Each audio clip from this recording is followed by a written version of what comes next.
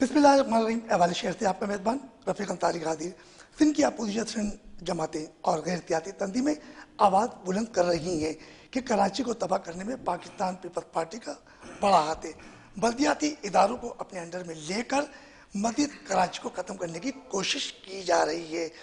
बात करते हैं, बल्कि पीपल्स पार्टी ने अपनी मर्जी से बल्दियाती बिल पास किया और बगैर मशावरत के अपोजिशन जमातों के तमाम जमातों ने इसे मुस्तरद कर दिया, चाहे उसमें MQM पाकिस्तान हो, जमाती इस्लामी हो, PAC हो, मुस्लिम लीग नून हो और तमाम वो गैर सियासी तंजीमें जिन्होंने इस बल्दियाती निज़ाम को मुस्तरद किया। अगर बात की जाए गैस, बिजली, तालीम और दीगर महंगाई, कचरे के ढेर और दीगर इस पर बातचीत होगी, मगर कहा जाता है कि सिंध हुकूमत बल्दियाती निज़ाम को तब्दील करने की पूरी कोशिश नहीं कर रही, क्योंकि उनकी कोशिश है कि जो निज़ाम हमने पास किया है इसी पे इंतखाबात होंगे।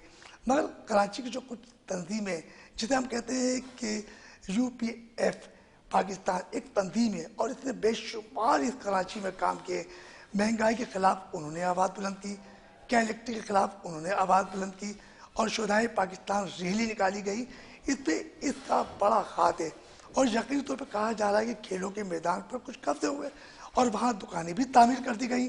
तो UPF पाकिस्तान जो है ये बड़ा काम कर रही है और ये यकीनी तौर पे कहा जाएगा UPF पाकिस्तान इनके खिलाफ आवाज़ बुलंद कर रही। इसी हवाले से आज हमारा प्रोग्राम है और कहा जाता है कि अगर महंगाई के खिलाफ किसी ने आवाज़ बुलंद की, यकीनी तौर पर जो अपोजिशन जमातें हैं वो तो कर रही थी, मगर 27 फरवरी से पाकिस्तान पीपल्स पार्टी महंगाई के खिलाफ जो वो एहतजाज करने जा रही है। और एक तरफ से कहा जाता है कि PTI की जो वज़ीर ख़ारजा हैं शाह महमूद कुरैशी कह रहे हैं कि हम लाहौर से वो काफ़िला लेके चलेंगे और कराची पहुंचेंगे। अब ये सियासी जंग चल रही है, मगर गरीबों की कोई बात नहीं कर रहा और कराची में होने वाले बल्दियाती जो बिल पास किया है उसको हटाने के लिए शायद ये सिलसिले चल रहे हैं। आप मेरे साथ इस वक्त स्टूडियो में मौजूद है, यकीनी तौर पर कहा जाता है सदर UPF पाकिस्तान ज़फ़र मकसूद साहब। अस्सलाम वालेकुम। वालेकुम सलाम। हमारे साथ जो दूसरे मेहमान हैं उनका भी ताल्लुक सीनियर नायब सदर UPF पाकिस्तान के कामरान, यकीनी तौर पे कामरान बलूच साहब एडवोकेट हैं और ये वकालत भी करते हैं और यकीनी तौर पे जब इनके पास केस आते हैं इस कदम के तो ये फाइट करते हैं और वकील एक बड़ा फाइटर होता है, हर मौजू पे जंग करता है, चाहे महंगाई हो, बिजली हो। तो आज इन तमाम मौजूद पे बात होगी। तो हम अपने प्रोग्राम का आगाज़ करते हैं ज़फ़र साहब से और बात करते हैं।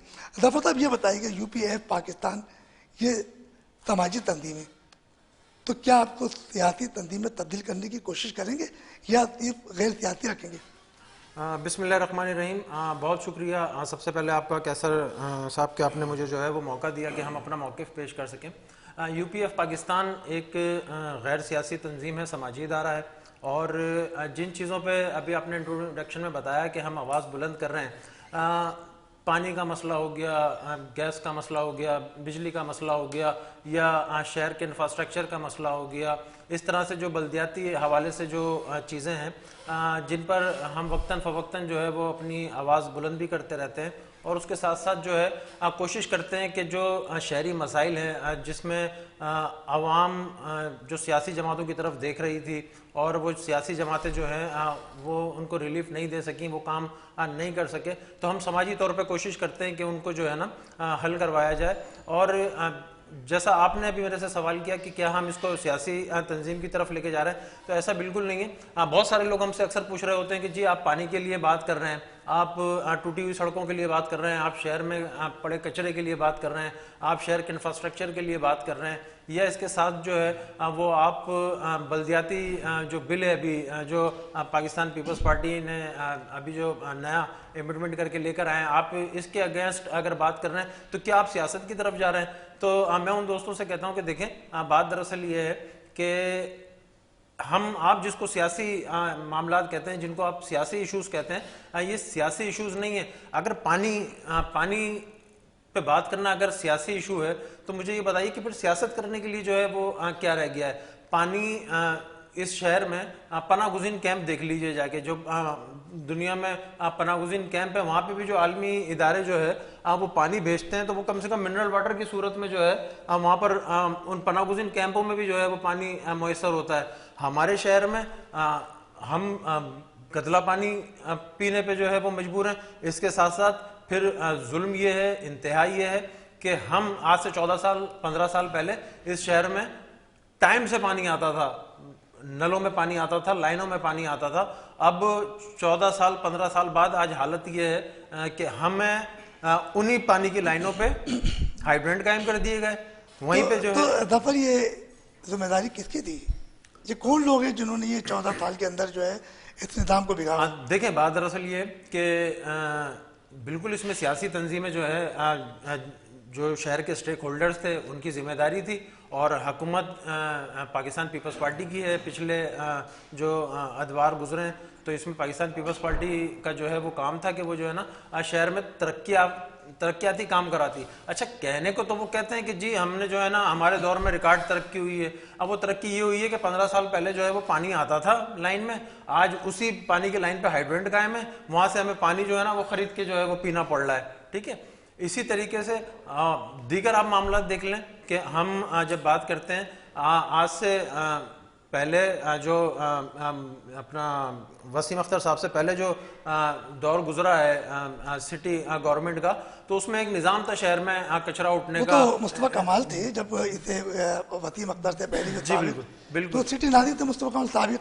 हाँ बिल्कुल, देखें मुस्तफा कमाल साहब के टाइम पे जो है वो ज़रूर काम हुआ है, और हम बात कर रहे हैं कि हमें आगे की तरफ जाना चाहिए, शहर को आगे की तरफ जाना चाहिए, पर यह शहर मुसलसल जो है ना वो पीछे की तरफ जो है वो आया है। कैसे आया है कि आप 15 साल में कोई तरक्याती मंसूबा तो कराची में शुरू नहीं कर सके। ट्रांसपोर्ट के हवाले से भी देख लें, आज आपको जो है ना वो एक मंसूबा जो मिला है, ठीक है, वो विफाक की ग्रीन लाइन का तो मसला आया है ना, ग्रीन लाइन तो चल रही है। देखिए ग्रीन लाइन चल रही है, उसमें कितनी रुकावटें पैदा हुई, कितनी रुकावटों के बाद अभी भी आपको वो शहर कराची को अधूरा मंसूबा जो है वो मिला है विफाक की तरफ से। हम बात कर रहे हैं कि सिंध हुकूमत ने जो वो कहते हैं कि हमारे दौर में रिकॉर्ड तरक्की हुई है, तो वो मुझे बताएं कि वो कौन सी रिकॉर्ड तरक्की है कि जिससे जो है नजर आ रहा हो कि शहर में जो है वो कोई काम हुआ है, या पूरे इंटीरियर सिंध में जो है वो कोई काम हुआ है। मतलब कहने को तो बहुत आसान है। जफर, ये जो आपने ग्रीन लाइन की बात की, ये वफाकी हुकूमत है, तो नवाज शरीफ जो साबिक वज़ीर आज़म थे उनके दौर में शुरू हुआ था ये तो। देखिए जी, नवाज शरीफ साहब के दौर में शुरू हुआ, ठीक है, इमरान खान साहब ने उसका आके इफ्तिताह कर दिया, ठीक है। नवाज शरीफ के दौर में शुरू हुआ, इमरान खान साहब ने पाया तकमील तक पहुंचा दिया। मैं तो 10 साल लगा दिए। देखें बिल्कुल लगा दिए होंगे 10 साल। मैं ये कह रहा हूं कि पाकिस्तान पीपल्स पार्टी के जिस वक्त यहाँ पे वजीर ट्रांसपोर्ट थे नासिर हुसैन शाह साहब, और उससे पहले वजीर आला साहब ने यहाँ पे कुछ 6 लाइनों का इफ्तिताह जो है वो हमें बता दिया था कि जी शहर को ग्रीन लाइन मिलेगी, येलो लाइन मिलेगी, ऑरेंज लाइन मिलेगी, नीली लाइन मिलेगी, पीली लाइन मिलेगी। अल्लाह के बंदो, वो नीली पीली लाइन की जगह आपने शहर को 7 लाख चिंचियों का तोहफा दे दिया। शहर कराची में लोग चिंचियों में जो है वो यहाँ पर सफ़र कर रहे हैं, और जिस तरीके से शहर का हाल है, ठीक है, तो आपने दावे तो बिल्कुल किए हैं कि आप 1,000 बसें आ रही हैं, फिर वो 10,000 बसें आ रही हैं, फिर वो 600 बसें आ रही हैं, फिर वो 60 बसें आ रही हैं, फिर वो आप 6 बसें भी जो है वो शहर को नहीं दे सके। आप विफाक की तो बात कर रहे हैं। बात की जाए, देखिए विफाक कराची को बनाने की कोशिश तो की ना पीपल्स पार्टी ने।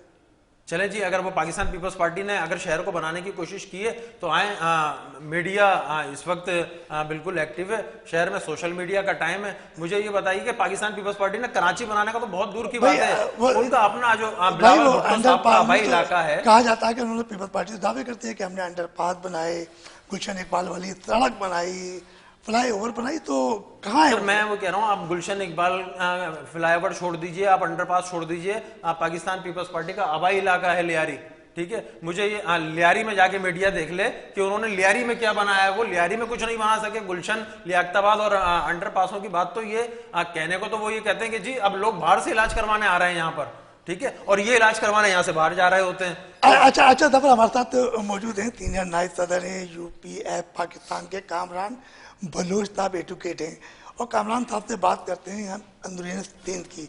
तो कामरान साहब, जो हम बात करते हैं सिंध की, इंटीरियर सिंध के अंदर तालीम का निज़ाम कहता है, कहा जाता है वहाँ तालीम बिल्कुल तबाह हो गई है, बल्दियाती निज़ाम मुकम्मल तौर पर तबाह हो चुका है, तो इस बारे में क्या कहोगे? बिस्मिल्लाहिर्रहमानिर्रहीम। अंसारी साहब, आपने मौका दिया कि हम जो है सिंध के इश्यूज़ पे बात कर सकें। जो हमारी पीपल्स पार्टी दौर शुरू से रहा है सिंध के अंदर, हमेशा सीएम उनका ही रहा है, ये रिकॉर्ड रहा है, और उन्होंने तालीमी इदारों का वो हाल किया है, अगर आप कभी कैमरा लेके जाएंगे तो वहाँ गधे और घोड़े बंधे हुए हैं, जो यहाँ पर एमपी एमएनए जो इनके सरदार यहाँ बैठे हुए हैं। तो वो क्या करते हैं, उनको पीपल्स पार्टी ने अपना अपना एक एक स्कूल, एक एक घर, एक एक गांव में एक एक स्कूल बना के दिया है। वो सिर्फ उनकी औताक, बैठक और उनके जानवर बांधने के लिए वो बनाए गए हैं। अच्छे अच्छे रूम बनाए गए, सारा कुछ किया गया। हालात ये है वहाँ पर कि किसी गरीब के बच्चे के पास स्कूल जाने के लिए कोई कन्वेंस नहीं है। कोई स्कूल, अगर जो स्कूल है वो डॉक्यूमेंट्स में है, मगर उसके अंदर स्टाफ कोई नहीं है, ना उसमें टीचर है। मगर उन स्टाफ की तो बाकायदा तनख्वाह यहाँ से ली जा रही है। वो जो स्टाफ की तनख्वाह ली जा रही है, वो मैं आपको बताऊं तो वो कोई जो है एमपीए साहब का ड्राइवर है, कोई एमएनए साहब के घर का बोर्ची है, कोई वहां पर बैठ के जो है औताक के ऊपर जो है वो मेहमान आ रहे हैं उनकी मेजबानी कर रहा है, वो तनख्वाहें उनको जा रही हैं। वो जो 50-50 देखें, आप और हम घर में एक बंदा नहीं अफोर्ड कर सकते रखने के लिए, उसकी तनख्वाह नहीं कर सकते अफोर्ड। इनके पास आप देखेंगे तो जब ये निकलते हैं तो 50-50 बंदा इनके लिए खड़ा होता है और 24 घंटे इनकी हाजिरी में खड़े होते हैं। वो सारी तनख्वाहें ये स्कूल एजुकेशन की जा रही हैं। पट्टे वाला जो अपॉइंट है वो उनके बंगले का पट्टे वाला अपॉइंट है, जो टीचर है वो जो मेहमान आ रहे हैं उनकी देखभाल के लिए अपॉइंट है, बाकी कुछ भी नहीं। वो खजाने से तो तनख्वाह जा रही है, डॉक्यूमेंट्स में जा रही है, मगर वो आधी तनख्वाह क्या है, एमपी एमएनएस की अपनी पीपल्स पार्टी के जेबों में जा रही है, और जो इनके बंगलों के अखराजात चल रहे हैं और घरों के अखराजात चल रहे हैं। और बाकी जो आधी तनख्वाह है वो जो बंदे उनके पास एज अ एम्प्लॉय डॉक्यूमेंट्स में बेसिकली जो वो उनके अपने ही हैं, उनको जा रही है। कामरान साहब, आप तो एक एडवोकेट हैं और आपको तमाम सूरत हाल पता है, तो कभी कोशिश की है कि आपने सिंध गवर्नमेंट के जो स्कूल है जहाँ आपने सर्वे किया हो और वहाँ इन सूरत हाल पे कोई पिटिशन दायर की हो? आप एज ए वकील। बिल्कुल, एज अ वकील मैंने इन पर्सन पिटिशंस दाखिल की हैं, जो कि सखर में कराची से ट्रांसफर हो गई थी। मैंने कराची में की थी, कराची से सखर ट्रांसफर हो गई थी। जो हमारे एरिया के, जो मेरा एरिया है वो बैकवर्ड है टोटली, मेन सिंध और पंजाब का बॉर्डर है। डैर की, उबाड़ो, रेती, खेंजू, वहां से इंडिया का बॉर्डर लगता है। यहाँ से मतलब हमको बीच में ये पीड़ रहे हैं। हमने वो सारा सर्वे किया, जो हमारे दोस्त थे सारे। वहां पर ये हालत थी, जिस स्कूल से हम पढ़ के निकले थे उस टाइम तक तो स्कूल थोड़ा बहुत चल रहा था। अब हम जाते हैं, हमें खून के आंसू आते हैं जब हम उस रास्ते से गुजरते हैं, तो वो स्कूल के अंदर वो बिल्डिंग डिमोलिश हो चुकी हैं, वो बिल्डिंगें नहीं है, कोई चीज नहीं है, वो कचरे के ढेर बने हुए हैं। और उस सारी चीजें हमने मिला जुला के एक पिटीशन दाखिल की थी, इन पर्सन मैंने की थी, वो एक एजुकेशन के हवाले से भी की थी। और जो सिंध का पानी था, जो ये हमारे पीपल्स पार्टी के वडेरे हैं, जो बहुत बड़ा इशू था, किसी ने जो है इसके ऊपर हाईलाइट नहीं किया था। और फिर जब मैंने वो पिटीशन फाइल की, कोर्ट ने स्टे किया। वो जो एमपी एमएनए है वहाँ एरिया के, वो क्या करते हैं कि वो गरीब जो मजदूर हैं, जो टेल पे पानी नहीं पहुंचता, उनको देने के बजाय वो क्या करते थे, पुलिस उनकी अपनी होती थी, उनके जो है वाराबंदी होती थी क्या बात अभी भी होगी? जब आप कह रहे हैं एमपी एमएनए, तो पुलिस तो उन्हीं की होगी ना मेरे भाई। सर, पुलिस तो बिल्कुल उनकी है, आज भी उनकी काम कर रही है, उनके मातहत काम कर रही है। जो देखें एसओचओ जो लगता है, एसओचओ तो दूर की बात है, जो ड्यूटी अफसर लगता है, हेड कांस्टेबल लगता है, वो भी एमपी एमएनए के अलावा लगता नहीं है, एसएसपी उनके अलावा लगता नहीं है। तो सारा स्टेक उन्होंने अपना किया हुआ है। ना एजुकेशन देते हैं, उनको पता है अगर हमने गरीब के बच्चे को एजुकेशन दे दी तो हमारी ये सारा इख्तियार चला जाएगा, तो वो कहां से किसी को आने देंगे आगे। अब अलमिया तो ये है कि रिसेंटली सरदार अली शाह साहब जो थे मिनिस्टर वजीर तालीम थे, उन्होंने क्या किया, इसको आगे बढ़ा के उठ के जो है स्कूल खोले और ओपन जो भी किए, उल्टा बंद करने का एक नोटिफिकेशन कर दिया। उसने क्या किया कि स्क्रूटनी हमने की है, 5000 स्कूल जो है वो खुद एडमिट करते हैं, जो कि सिर्फ डॉक्यूमेंट्स में चल रहे हैं। उनकी तनख्वाह क्यों दे रहे हैं भाई जब डॉक्यूमेंट्स में चल रहे हैं? वही आप वाला सवाल आ गया। उनके तहत डॉक्यूमेंट्स में चल रहे हैं, उन्होंने क्या किया, 5000 स्कूल उठा के बंद कर दिए। अब वो 5000 स्कूल कौन से बंद किए? जो एक एक गांव में थे, बच्चे स्कूल जाते थे, वही जो बच्चे थे इनको इलेक्शंस में ट्रबल्स क्रिएट कर रहे थे इनके लिए, उन बच्चों को इन्होंने ब्लॉक कर दिया, उनके घर वालों को ब्लॉक कर दिया। अब एक शहर के अंदर अगर एक स्कूल होगा, वो भी स्कूल जो देहात में लोग रहते हैं, जिनको ना रोड है, ना रास्ता है, ना आने का है, ना खाने का है, ना उठने का है, ना बैठने का है, तो वो छोटा बच्चा 5 साल का प्राइमरी की तालीम हासिल करने के लिए 50 किलोमीटर कैसे जाएगा? उनको पता है उनके स्कूल घर के बंद करो, जब घर के स्कूल बंद करेंगे वो 10वीं जमात तक वो पढ़ नहीं सकेंगे, उनकी एज अवरेज हो जाएगी, तो वो कहां से दूर जाएंगे? वो सारा ये प्लान किया हुआ है तो इन्होंने। आपका कहने का मकसद ये है कि सिंध में वडेरा सिस्टम है। बिल्कुल बिल्कुल, ये तो शुरू दिन से है, जब से आपने और हमने होश संभाला है तब से वडेरा सिस्टम ही चल रहा है। और दफर कामरान साहब जो कह रहे हैं, आप क्या कहोगे? पीपल्स पार्टी इस वडेरा पे ही चल रही है, और जितने भी वडेरे हैं वो सारे एमपी एमएनए वहां से होते हैं। क्या कहेंगे दफर आप? जो कामरान साहब कह रहे हैं, कितनी बड़ी जबरदस्त बातें की है। सिंध के अंदर तमाम स्कूल जो तबाही के दियाने पर है, और जो वहां पे एनएफसी अवार्ड में से 2300 अरब पाकिस्तान पीपल्स पार्टी कहती है कि हमने तालीम पे जो है वो इसका बजट लगाया। पूरी दुनिया में आप देखें कि तालीम, जब किसी चीज़ पर पैसा लगाया जाता है उसमें तरक्की होती है, वो आगे की तरफ जाती है। ठीक है, 2300 अरब रुपए लगाने के बाद अब 4500 4700-4800 स्कूल्स बंद करने का नोटिफिकेशन भेज देते हैं। भाई, अगर आपने वो एनएफसी अवार्ड में मिलने वाला पैसा तालीम पर लगाया था, तो मुझे ये बताइए कि ये जो आपने 4.5 पौने 5,000 स्कूल्स बंद किए हैं, ये वो कौन सी ऐसी कयामत टूट पड़ी? होना तो ये चाहिए था कि ये स्कूल जो है वो मतलब ओपन होते। अच्छा, दूसरा मसला ये कि आपने सिंध के गरीब मजदूर, किसान, हारी के बच्चे को पढ़ाना नहीं है।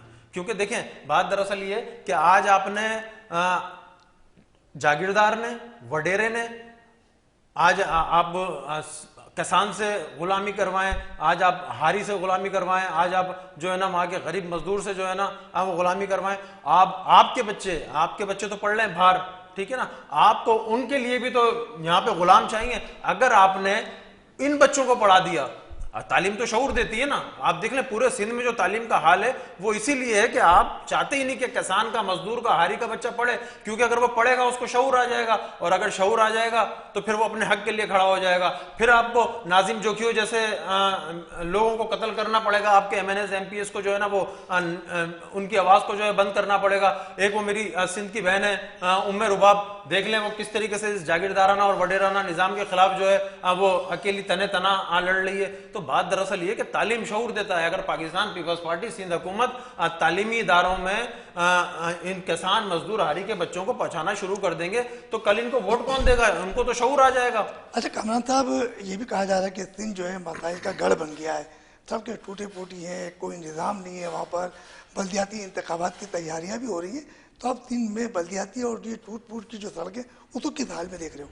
सर देखिए, जो बल्दियाती इलेक्शंस पहले हुए, पहले भी सिंध का अंदर जो था सारा सेटअप पीपल्स पार्टी का था। बल्दियाती इलेक्शंस का जो चेयरमैन बने, वाइस चेयरमैन बने, काउंसलर बने, जो एरियाज के अंदर वो गए, कोई जीरो काम हुआ, किसी ने कोई भी काम नहीं किया। वो क्या करते हैं, उठा के एक चीज, इनका एक सेटअप बना हुआ है, इन्होंने ना रोड देना है, ना एजुकेशन देनी है, ना सेहत के लिए कुछ देना है। ये क्या करते हैं, वहां से जाते हैं, 2-4 सोलर प्लेटें खरीदी, वहां एरिया में रखी, और जो गरीब लोग, गरीबों को भी नहीं, वो जो अपने इनके पास अंडर काम करते हैं उन्हीं को जाके बांट दी और तस्वीरें बनाई, फोटो सेशन किया और भेज दिया।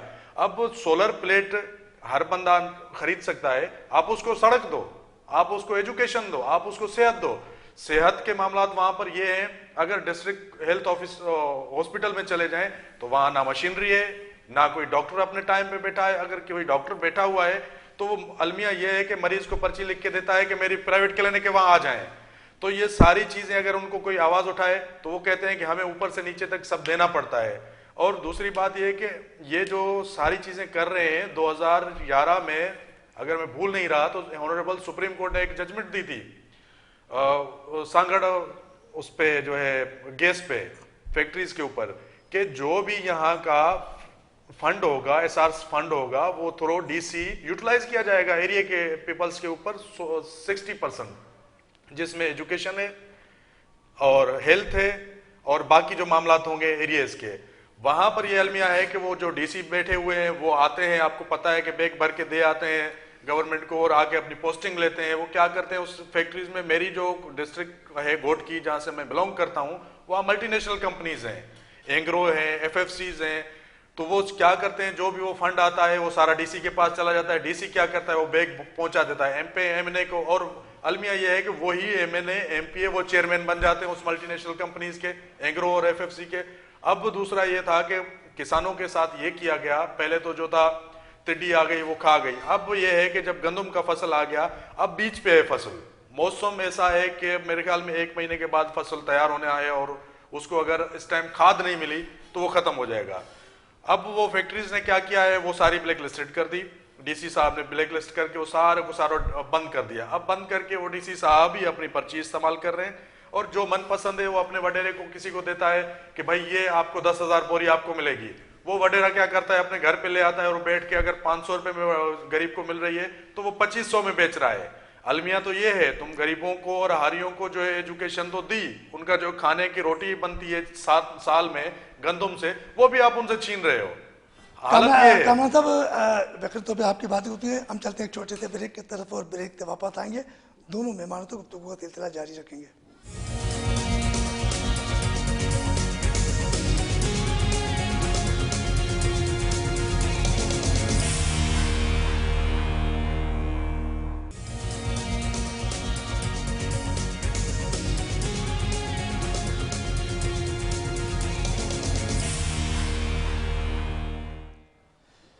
कामरान बलोच एडवोकेट साहब हमारे साथ गुफ्तगू कर रहे थे। उन्होंने बताया कि इंटीरियर 3 में इनका ताल्लुक घोटकी से, वहाँ तालीमी निज़ाम के साथ साथ जो उन्होंने कहा था कि चंद रोज़ पहले गैस के हवाले से कोई सुप्रीम कोर्ट ने उनके ऑर्डर किया था कि यहाँ पे गैस निकलेगी, उसके जितने भी जो फाइनेंस होगा, जितना अखराजात होंगे और जो भी मुनाफा होगा वो उसी सिंध में लगाया जाएगा।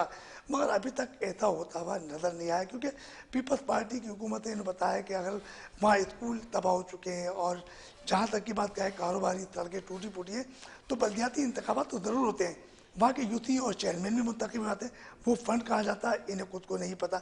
अभी हम बात करते हैं जफ़र साहब से, क्योंकि जफ़र साहब यूपीएफ पाकिस्तान के सदर हैं, और उन्होंने भी शुदाए पाकिस्तान रैली भी निकाली थी, और अभी बल्दियाती जो बिल पास हुआ, आइए हम उस पर बात करते हैं। जफ़र ये बताएं कि अभी चंद रोज़ पहले पाकिस्तान पीपल्स पार्टी ने सिंध असम्बली में एक बिल पास किया था बल्दिया के हवाले से, और तमाम अपोजिशन जमातें हैं उन्होंने इस बिल को मुस्तरद कर दिया, और साथ साथ ये जमात इस्लामी जिन्होंने 31 दिसंबर 2021 को सिंध असम्बली बिल्डिंग के सामने धरना दिया था, और जो अभी तक जारी है इसी कानून के खिलाफ।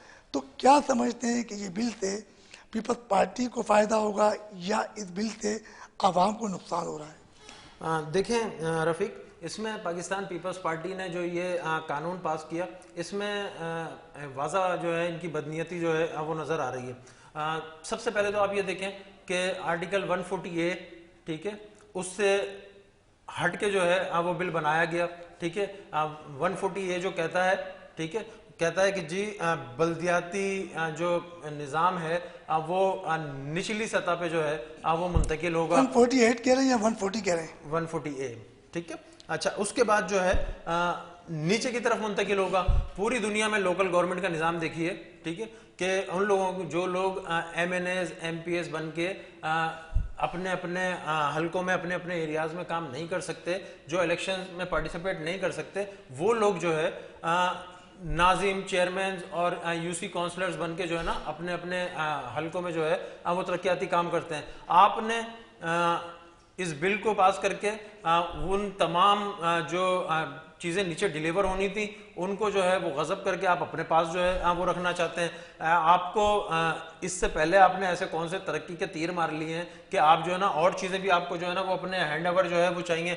इससे पहले आज आप जिन चीज़ों को अपने हैंड ओवर कर रहे हैं, उससे पहले सिर्फ पाकिस्तान पीपल्स पार्टी ने एक तजुर्बा करके शहर कराची को दिखाया है।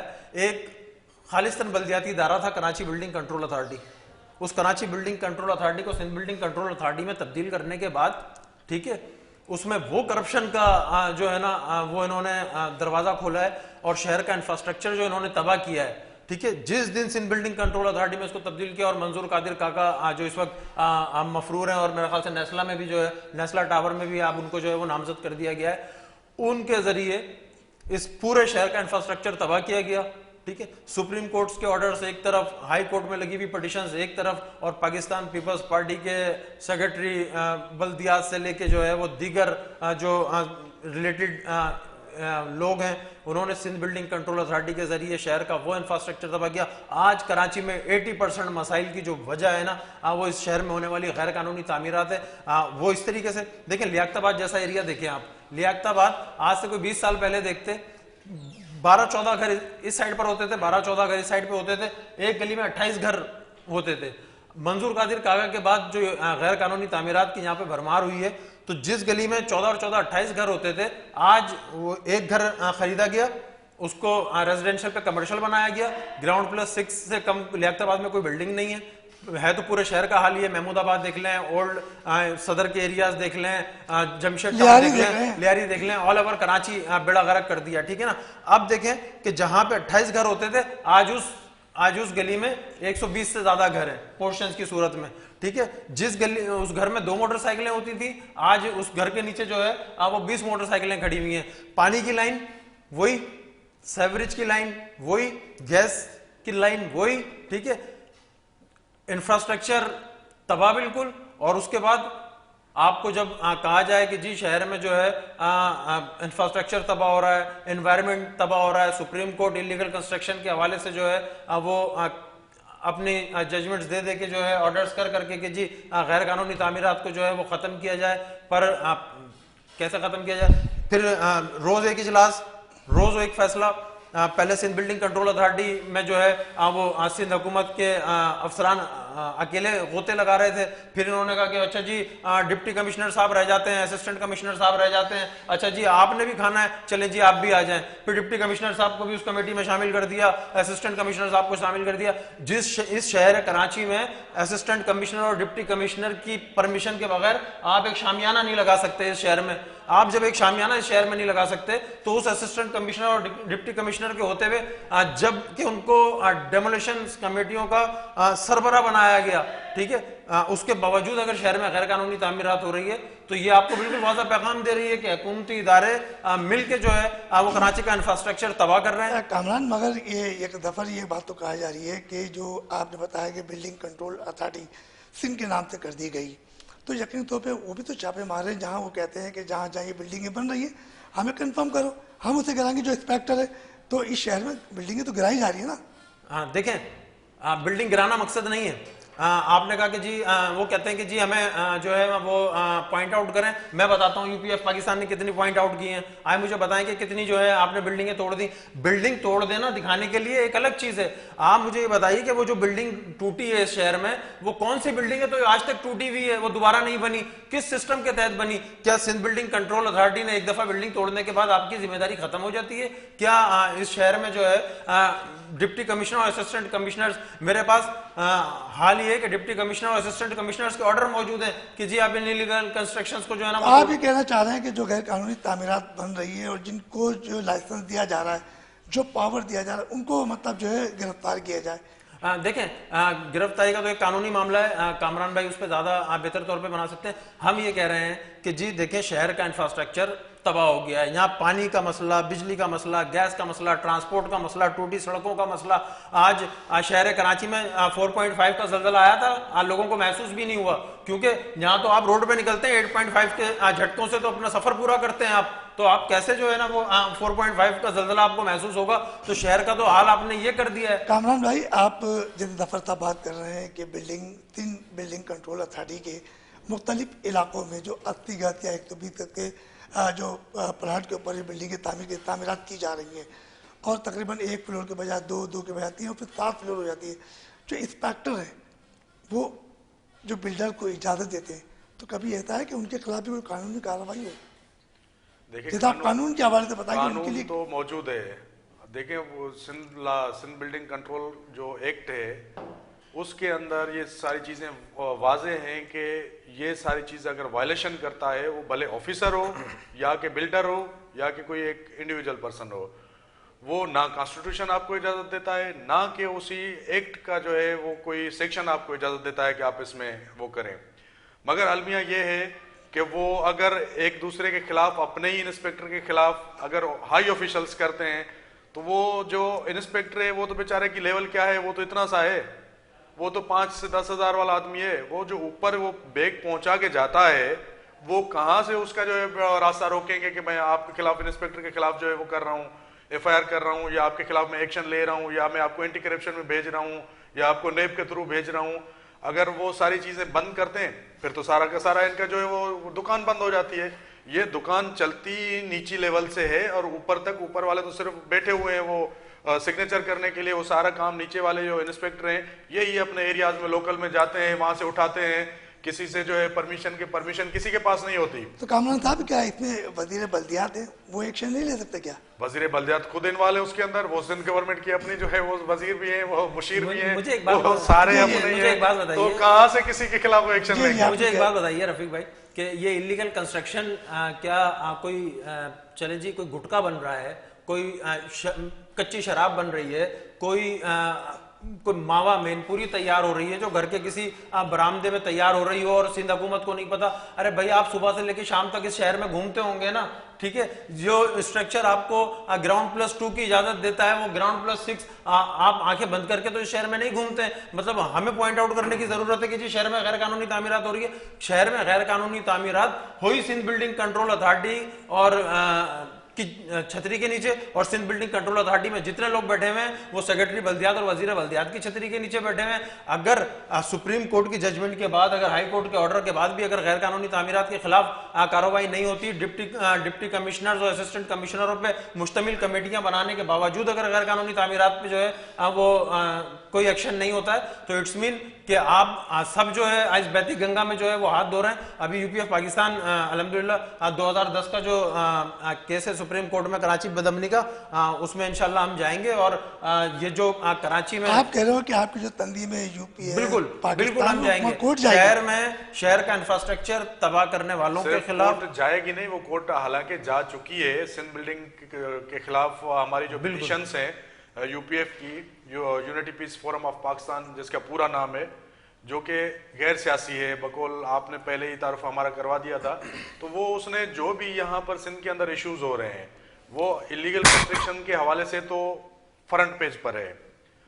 उस जो उन ऑफिसर्स को भी वो जो है वो सारी चीजें एप्लीकेशन देती हैं। पाकिस्तान जो है वो पहले कोर्ट जा चुकी है, कोर्ट गई है, जा रही है, और कोर्ट में वो मुसलसल अपनी जदोजहद कर रही है।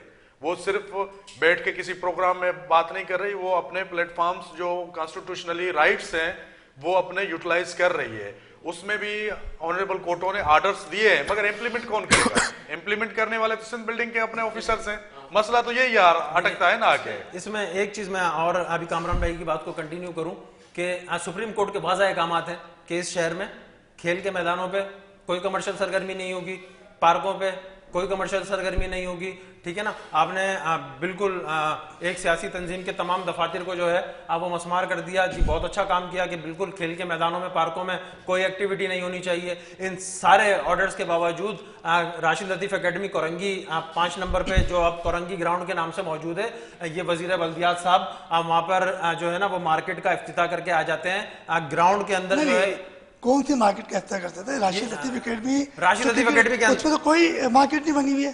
बिल्कुल, अभी रिसेंटली इन्होंने जो है वो वहां पर कुछ 26 मार्केट, अंसारी साहब, मार्केट भी बनी हुई है, दुकानें बनी है जो अभी हैंड ओवर होनी है। आप राशिद लतीफ़ एकेडमी क्रिकेट एकेडमी की बात कर रहे हैं कोरंगी में? जी बिल्कुल, जो आप कोरंगी ग्राउंड के नाम से है, वजीर बल्दियात साहब उसमें तख्ती लगा कर आए, मतलब ग्राउंड को काट के।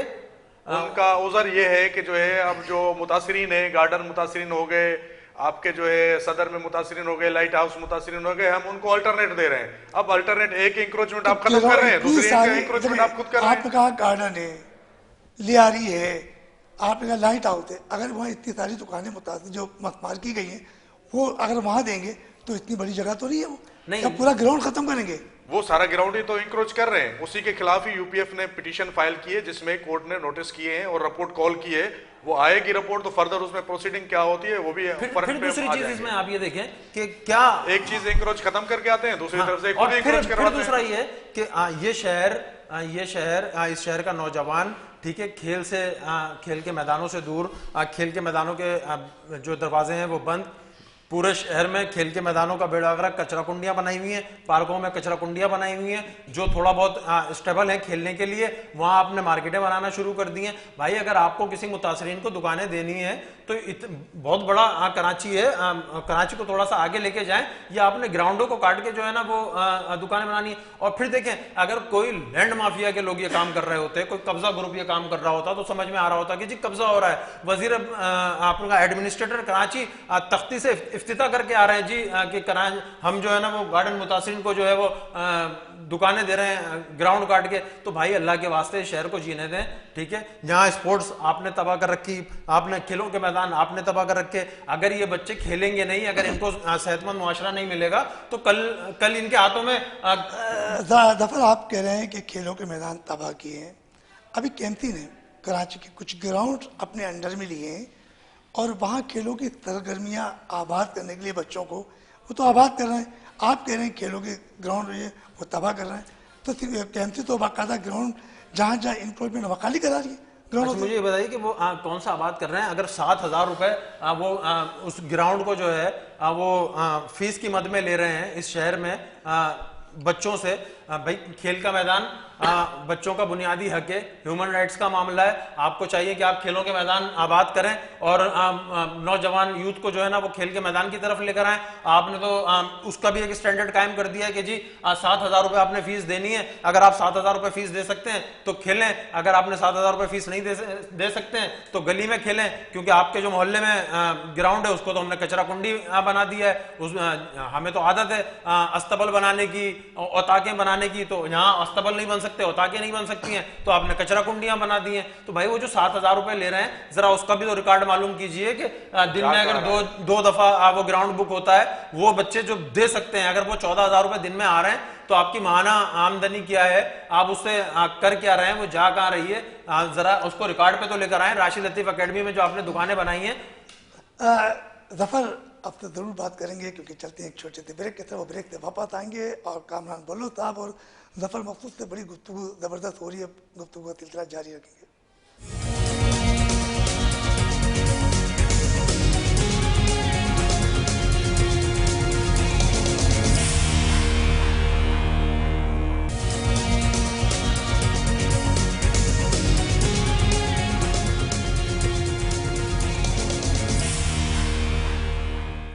ब्रेक पे जाने से पहले हमारी जफर मकसूद साहब से गुफ्तगू का सिलसिला जारी था और बड़ी ज़बरदस्त बातें कर रहे थे। उनका यही कहना है कि अगर बल्दियाती इंतखाबात होते हैं और उसमें अगर ये पीपल्स पार्टी ने यही बिल पास रखा तो यकीन तौर पर जो तमाम जो अपोजिशन जमातें बार बार मुतालबा कर रही हैं ख़त्म करने का, तो हो सकता है कि इस पर इलेक्शन पर काफ़ी फ़र्क पड़े। तो अब इसी हवाले से बात करते हैं। जफर ये बताइए कि अभी जो जमात इस्लामी है तकरीबन उनका 24-25 दिन हो गए मुसलसल धरना जारी है जो बिलजाती निज़ाम के हवाले से जो बिल पास हुआ है। तो आप क्या समझते हैं कि जैसे अभी पीपल्स पार्टी के ख़िलाफ़ MQM पाकिस्तान ने भी मुजाहरा किया, PTI ने भी किया, PSP ने भी किया और दीगर जो गैर सियासी तंजीमें वो भी कर रही हैं, तो क्या समझते हैं कि पीपल्स पार्टी को ये बिल वापस लेना चाहिए या नहीं चाहिए? देखिए बिल्कुल पाकिस्तान पीपल्स पार्टी को जो है ये बिल वापस लेना नहीं चाहिए, बल्कि पाकिस्तान पीपल्स पार्टी को ये बिल वापस लेना पड़ेगा। ठीक है, अच्छा वापस पड़ा लेना पड़ेगा? बिल्कुल वापस लेना पड़ेगा, इसलिए कि आपने अपनी अददी अक्सरियत की बुनियाद पर, अपनी अददी अक्सरियत की बुनियाद पर ये फैसला जो है वो मुसल्लत किया है। अगर आपने कोई कॉन्स्टिट्यूशन में अगर कोई आपने इस में तरमीम करनी थी तो आपको चाहिए था कि आप कराची के तमाम स्टेक होल्डर्स को एतमाद में लेते और कोई एक कमेटी तश्कील देते और उसके बाद जो है आप इस बल्दियाती निज़ाम में जो है ना वो कोई तरमीम लेकर आते। आपने अपनी अददी अक्सरियत की बुनियाद पे जो फैसला किया है तो आज पूरा शहर जो है वो सर्रापा एहतजाज है। जमात इस्लामी सियासी तंजीमों की बात छोड़ें, हम अपनी समाजी तंजीम की तरफ से जो है वो इस बिल की जो है वो मजम्मत करते हैं, क्योंकि देखिए लोकल गवर्नमेंट का निज़ाम जो है वो है निचली सतह पे जो है आप इख्तियारात को डिलीवर करें ताकि निचली सतह से जो है वो तरक्की का अमल जो है वो शुरू हो सके, ना कि आप जो है ना वो अपने करप्शन का बाजार गर्म करने के लिए आपने जो है ना वो ये इदारा भी अपने हाथ में रखना है, ये इदारा भी अपने हाथ में रखना है, ये इदारा भी अपने हाथ में रखना है। भाई जो आगे रखना है उसको तो छोड़ दीजिए, जो पीछे आपके हाथ में था वो तो बताइए कि वो उसका आपने जो है वो क्या हल किया है। तो आप क्या चाह रहे हैं कि 2021 वाले कानून के हम मतलब ये है कि डिमांड करते हैं कि 2011 की तर्ज पे जो है वो बल्दियाती इंतखाबात होने चाहिए। 2011 बिल्कुल। तो अगर 2011 के तर्ज पे इंतखाबात होने चाहिए और तमाम तंजीमें भी ये कह रही हैं, पार्टियां भी कह रही हैं, मगर पीपल्स पार्टी तो नहीं मान रही, तो फिर आप क्या करेंगे? देखिए एहतिजाज जमहूरी हक है और बिल्कुल हमारे यहाँ तो अब इस मुल्क में जो है ना वो फैशन बन गया है कि आप कहीं धरना दे लें और धरना देने के बाद जो है ना अपने मुतालबात 100% नहीं तो 50% तो जो है ना वो नेगोशिएशन करके आ जाएं।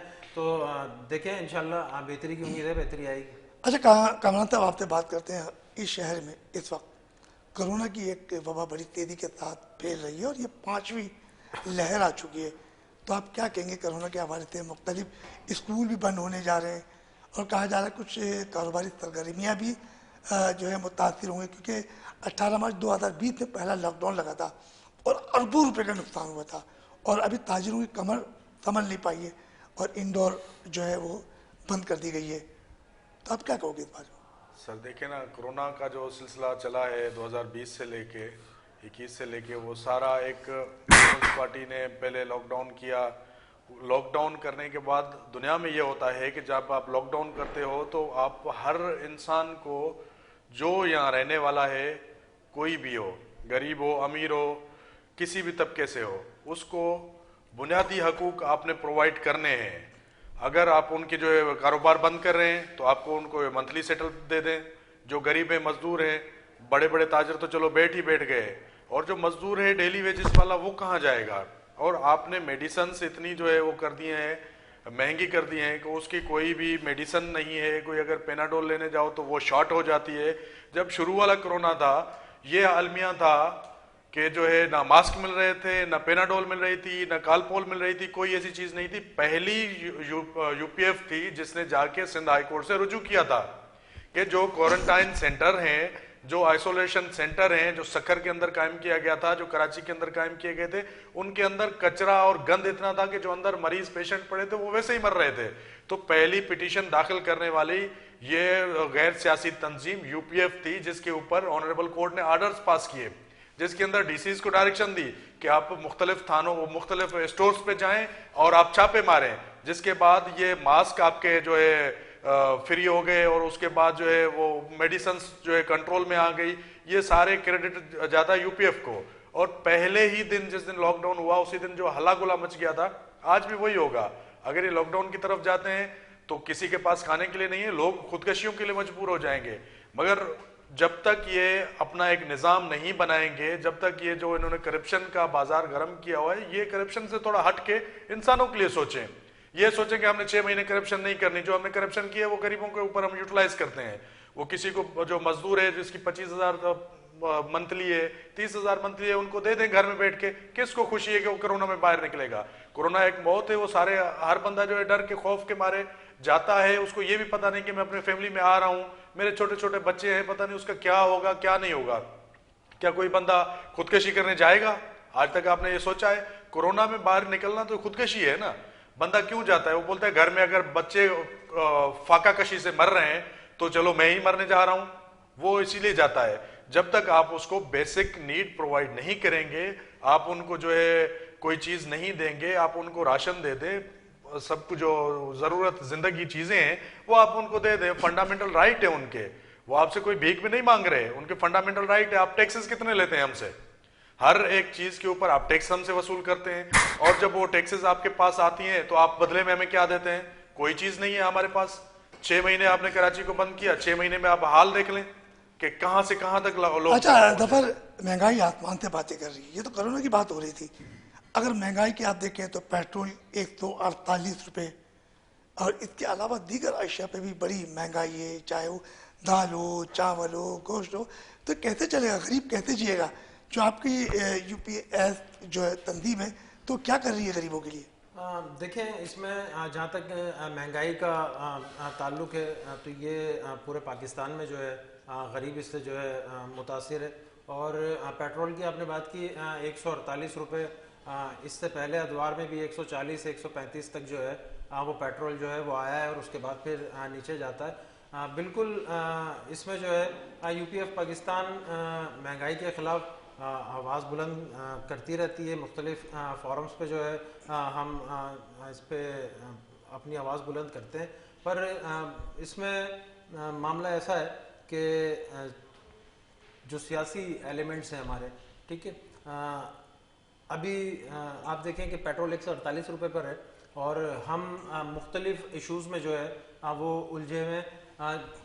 इधर महंगाई अप होती जाती है, हमें जो है वो दूसरी तरफ दूसरे इश्यूज़ में जो है ना वो उलझाया हुआ होता है। इस वक्त कई बल्दियाती मसाइल हैं, कई सियासी रैलियाँ हैं। मतलब अब हुकूमतें जो काम गरीब आदमी कर रहा होता था ना कभी, आजकल वो हुकूमतें कर रही हैं। कभी गरीब आदमी महंगाई के खिलाफ एहतजाज कर रहा होता था, आज हुकूमत एक मार्च करके जो है ना इस्लामाबाद जा रही है महंगाई के खिलाफ। दूसरे जो है वो वहाँ से मार्च करके आ रहे हैं यहाँ पर जो है ना वो सिंध हुकूमत के खिलाफ। तो बात ये कि अब आवाम, मतलब आप ये समझ रहे हैं कि आवाम को छोड़ के ये अपनी सियासी जंग लड़ रहा है। बिल्कुल ऐसा ही है, बिल्कुल ऐसा ही। आप देख लेना हुकूमतें जो है इससे पहले पाकिस्तान पीपल्स पार्टी ने SSGC के खिलाफ जो है वो मुजाहरे किए, प्रोटेस्ट वो किए। लड़ेंगे तो आवाम को बेवकूफ बनाएंगे ना। हाँ, ऐसा महसूस हो रहा होता है वो कि लड़ेंगे, वो बोलेगा कि भाई आप गलत कर रहे हो, बोलेगा आप गलत कर रहे हो। वो जैसे कहते हैं ना कि आपस में खाने के टाइम साथ हैं। जफर, वैसे वो आजकल टूटे हुए हैं। गैस की लोड शेडिंग बहुत ज़्यादा है। आपने कहा 1 महीना हो गया तकरीबन घरों में गैस नहीं आ रही, तो सिंध हुकूमत या वफाकी हुकूमत क्या किरदार अदा कर रही है? देखिए, सिंध हुकूमत गैस पे जो रॉयल्टी लेती है नहीं ले, ठीक है, अपने हिस्से की जो है वो गैस ले।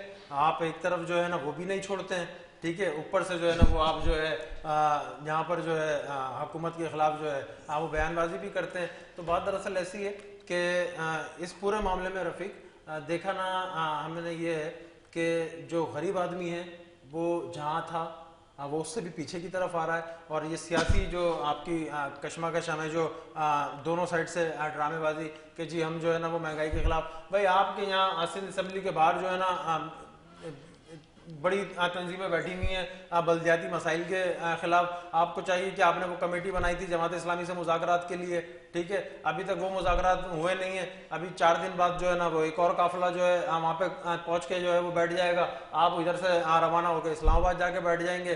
गरीब आदमी, वो जो आपने उससे गरीब आदमी से जो वादा किया है ना रोटी कपड़ा मकान का, तो भाई मैं पाकिस्तान, खास तौर पर पाकिस्तान पीपल्स पार्टी का जो ये वादा है ना गरीब आदमी के लिए। अच्छा चलो जफर, ये तो बातें होंगी, सियासी बात हो गई। आपने एक बड़ी ज़बरदस्त रैली निकाली थी शुदाई पाकिस्तान, तो हमारी अफवाज पाकिस्तान और हमारी रेंजर्स और खुसूस तौर पर कराची में अमन के हवाले से आप क्या कहोगे? बिल्कुल, देखें, मुख्तलिफ रैलियाँ, यकजहती कश्मीर, सलाम शुदा पाकिस्तान, इसके अलावा कश्मीर कॉन्फ्रेंस, इसके अलावा पाकिस्तान के डे, मैं तो 6 सितंबर को जो है मतलब कहता हूँ कि जी आम तातील होनी चाहिए, क्योंकि देखिए 6 सितंबर यौम दिफा है और इस दिफा वतन के लिए हज़ारों जवानों ने अपनी जानों का नजराना दिया है, ठीक है। तो 6 सितंबर की छुट्टी तो आपने ख़त्म कर दी, ठीक है, और किसी एक आदमी को जो है ना वो आपने जो है ना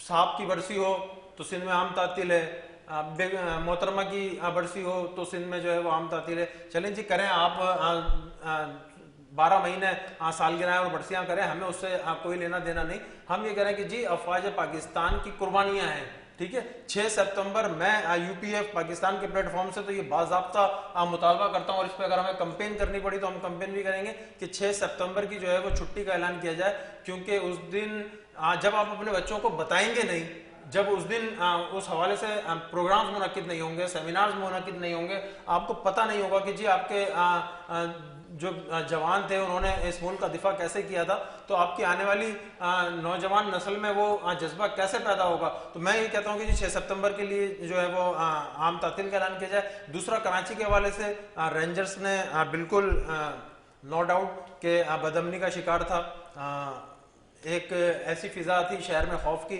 उसको रेंजर्स ने जो है वो बिल्कुल कराची में अमन कायम किया है और उनकी इस काविश को और जिसको वो मेंटेन करके भी चल रहे हैं, जितना उनको सराहा जाए और जितना उनको सलाम पेश किया जाए वो कम है।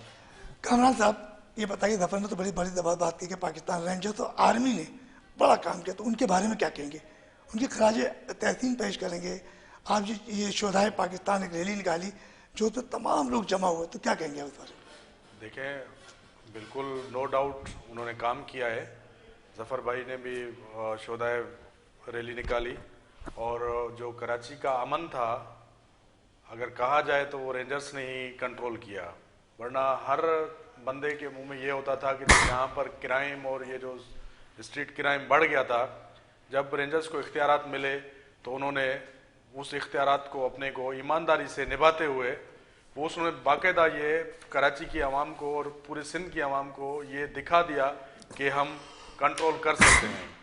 मगर जब उनके पास इख्तियारात नहीं होते तो फिर इनको ऊपर जब बेसिक ये होता है कि जब सियासी जमातें होती हैं उनको जब प्रेशर आता है ना, तो फिर ये उनको कहते हैं आप अपने बैरक्स में चले जाएं, तो उनके पास और कोई ऑप्शन नहीं होता।